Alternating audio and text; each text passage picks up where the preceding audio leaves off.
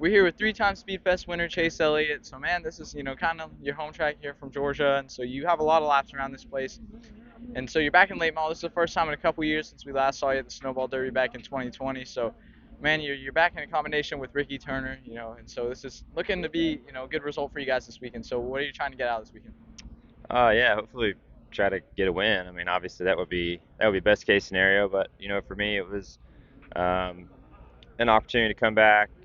Freight auctions at HendrickCars.com wanted to do some short track racing this year, so just kind of the way everything worked out, scheduling wise with myself and what Ricky had going on, it made sense to come do this race at least, and then from here, kind of decide what or if we want to fool with any more throughout the season. So yeah, this one's close to home for me, so it kind of makes it easy, just a few hours down the road, and opportunity to come race. And they have a really nice crowd of cars here. I feel like a really quality field, which is really nice to see.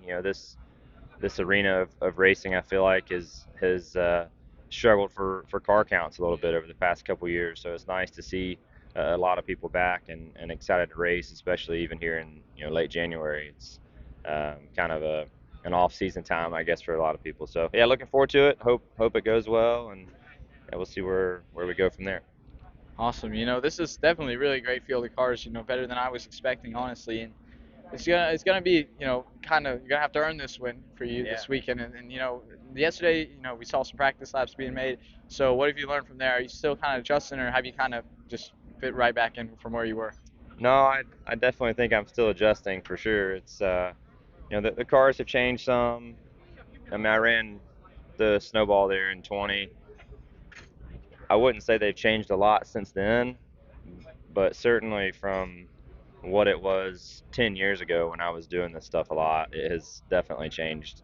So just trying to kind of figure out what that feel is that you need or want in the car. And then, two, when you don't do this stuff a lot and you just show up every now and again, it's hard to jump into somebody else's playground and expect to be competitive. So it it definitely takes a good bit of work on everybody's end to be good. So I know we have our work cut out for us this weekend, but I think it's a good opportunity to try to maybe get our feet back underneath us and at least get a direction of what we need to be good.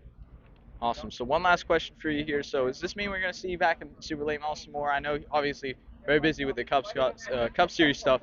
They keep upping the schedule more and more every year. It seems like with races. So not too many opportunities really throughout the season. But are you going to try and hit up some more big ones?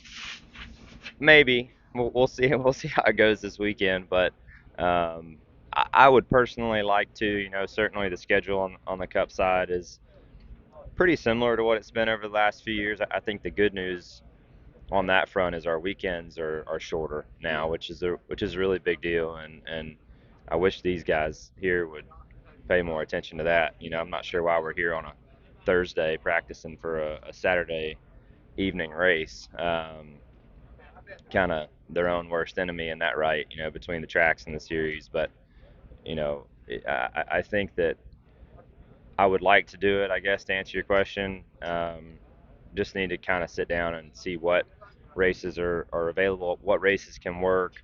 I did see that there are more midweek shows throughout the year. I saw a handful on the calendar that I was looking at. So I think the opportunities there. We'll see kind of how this weekend goes, what our partners want to do, and what Ricky has time for. Awesome. Well, we'll see if Chase Elliott can bring home a fourth Speedfest win this weekend here at Watermelon Capital Speedway.